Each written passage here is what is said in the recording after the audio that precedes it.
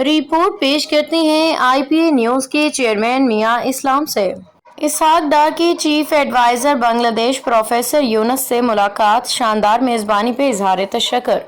ڈھاکہ۔ نائب وزیر اعظم اور وزیر خارجہ اسحاق ڈار نے بنگلہ دیش کے چیف ایڈوائزر پروفیسر محمد یونس سے ملاقات کی۔ دفتر خارجہ کے ترجمان کے مطابق اس ملاقات میں پاکستان اور بنگلہ دیش کے تعلقات کو مضبوط بنانے کے حوالے سے تبادلہ خیال کیا گیا۔ خاص طور پہ نوجوانوں کے درمیان روابط بڑھانے، کنیکٹیوٹی کے مسائل پہ بات ہوئی۔